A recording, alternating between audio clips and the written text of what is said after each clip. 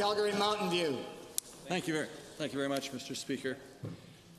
Mr. Speaker, Alberta remains the last jurisdiction in Canada with no law requiring off-highway vehicle riders to use helmets on public land. And this government's previous commitments remain unfulfilled in this regard. There are now an average of 16 deaths per year in Alberta due to off-highway vehicle use, with almost 20% being children under the age of 16. Almost 70% of riders killed were not wearing a helmet. A public survey in 2008 showed over 80% of Albertans support helmet legislation for off-highway vehicle use. To the Transportation Minister, when will your ministry bring in legislation to mandate Honourable Member. Minister of Transportation. Thank you very much for that very important question to the member. Thank you, Mr. Speaker. There was a tragic accident this weekend involving 2 fatalities, including a very young man who apparently was wearing a helmet at the time.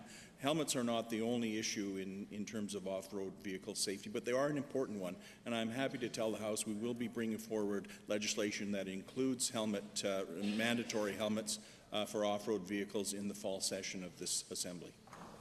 First supplemental. Good to hear, Mr. Speaker. I've heard that before. Yes, you have. Given that 1 in 5 deaths in off-highway vehicles are children under the age of 16, when will your ministry regulate ridership by children on off-highway vehicles that are designed for adults?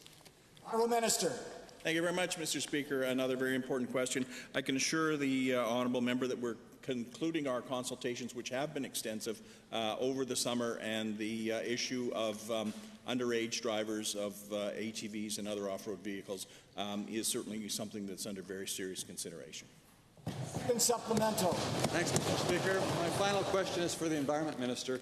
Given the supreme value of Alberta's eastern slopes for water and tourism, and numerous studies indicating that off-highway vehicle watershed destruction already exceeds standards, can the minister tell Albertans why unregulated off-highway vehicle use continues to be the norm on our eastern slopes?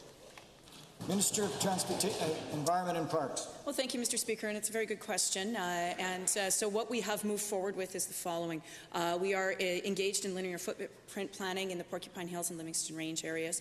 We are working with the Crow's Nest Quad Squad and others on the planning for the whole Castle region, Mr. Speaker, and we are moving forward with a number of initiatives that will regulate more carefully and encourage more responsible use of off-highway vehicles on Crown land, Mr. Speaker.